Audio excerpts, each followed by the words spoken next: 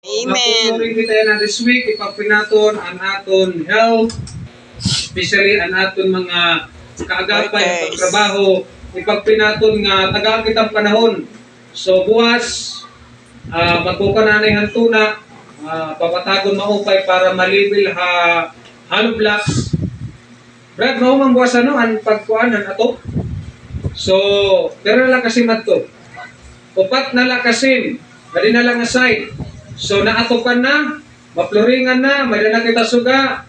I think by October, pwede na natin magamit pag-service. Amen. Okay? May na kita atop, may na kita, wala pang yung CR, di pa na kita pwede magamit yung waray CR. Okay lang ito, magamit na rin ito. Kimpugong laan, nakita ng aton pangihi. Di man pwede ito natin mapugan ng aton pangihi. Okay, kinangloy kita makaigis. So, kinanglanaanin natin, makunanay ang CR, nga ng septic tank, kay mapluringan, automatic, kuha na natin in wirings. Oh. So, ang nato nagbubutan, ang nato mga saksakan, natulaan na igbaw ha. Kung may daka mo darang nga cellphone, ito yung balaydahan in charge. Para pagkabot simbahan, di ka pastorahin ang saksakan din. Kaya ato mga saksakan, ikakatulaan na igbaw para bisa na oran, di rin mahulos. Para laan ang electric fan. Okay, pag pinaton, hapit na. Amen. Hapit na this week, may na nagpadara blessing all the way from Katbalugan, Bible Believers Baptist Church from under the leadership ni Pastor Ed Labet. Amen. Nagpadaran 10,000 pesos Amen. for their church commitment, church building project commitment. Pastor, madako na kami padarain mo 10,000 kapalawan. So put that in the record. So ang 10,000 nagamit na naton kay gipalit namon in filling materials para pag-florin. Okay? Ipagpinaton this week, naniri kita taganihin mauran kay mapuri pagtrabaho kung mauran. Kay ato ni nagawas siya naman magmamasa. Diri na pwede asulod kay magpupluring naman. Okay? Ipagpila naton. Last Sunday, nagkamay-ada kami ng gospel truck distribution ng barangay San Isidro. Amen. So, may na kami na hatag ng gospel truck more than 350 gospel trucks and 14 professional pay. 14 ang amon nasiran. So, kasagaran nga nasiran namon mga estudyante nga naagi dida property. Ipagpinaton nga may dayto tinatawag nga positive response sa Iraq nga samtang ato na kita dito makasimba ira. Amen. Okay, makasimba. So pag naagi nga ni atong ginsisignan, yan ang asan diha, imbitado ka muna mong pagsimba. Ayun yung kalimpi. Say ko pa. Ipagpila naton. Ipagpila naton kamay dakong gyapon gin-follow up nga pamilya aniya kang anak ya kabugtuan sige man message sa akon, Pastor, please i-follow up ka rin akon mga loved ones. Nakato kami hasurok.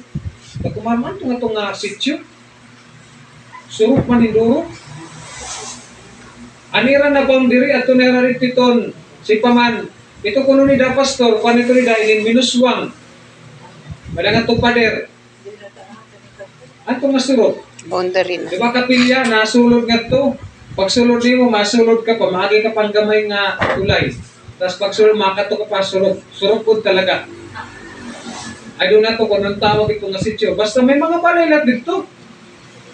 Kasi kung oray balay, masulod ka pa, maagi kang tulay, masurod pa pagkat ka sulod. I think, sityo surok pa rin ito ni Damo. Basta, nabisita ko, pagkat ko, anak katula dito, ang bugtula niya. Kasi ano kuan, Pastor, magpaway study kita din, nabisita lang kami kadali para pagbalik na mo, maharap na kami kung mag-ano kita. Kay nasira naman yan iya mga loved ones. So gusto na niya i-follow up. Pastor, please follow up nga mga receiver. So ipagpinaton ha. Ipagpinaton ang mga souls nga na-save. Diri lamang ngayong 14 kay ang among gihapon sukin ng among isda. Di na nang aluna, no? Baka naman na siya rin na nang aluna. This week, madangay na siya rin pang tulo. Bale, 14 plus 7 pero tanan. 17. Inanay Aluna, tapos ang ni Ate Maria Duha, Kakulog. So, puro pagod mga babae na siya rin. Misis na nag-share kasi kung ikaw na share kay babae. Di ako masok basta babae. Kay kinang lang, babae to babae lang. So, ipagprin naton nga aton mga nakabatid gospel mag-response. Very negative nga response kundi positive. Okay? Ipagprin naton. Okay, Lord willing, ang aton Thanksgiving will be December 29. Ay naton palitan aton everybody's birthday offering. So, ipagprin naton ang aton everybody's, sino na nakatiro ka naton everybody's birthday offering? Alright? Waray pa. Okay ba? So, ano mo idan? Times 12. 12. Kung kaya gumawas, amin ito may everybody's birthday offering. Okay, ang aton goal, ang aton Thanksgiving, diri na din yan ang December, it will be our nga ito na property. Kaya dahil ito dedication, bahala diri po man, importante, ato na nagamit, ato na itugyan ang Ginoo, investment ito na property. So pag makompleto na, maripot na ang church building naton, may nahihilig hapon kami pagtukod ang amon o ukyan, ang church parsonage. So, Amen. Unahon na anay, priority naton ang simbahan anay. Ito na amon ukyan, mapitilaan kami. Ipagpriniyong na we are planning to extend itong property nga dihaligid. Diba nasugad? Tatadungon ta. Pero diri kwartag simbahan. Namon nga ganito. Magtitiro kami with my wife. Papalito namon itong property. Okay. Inano ang manabuakon. Amon ito nila na Islam.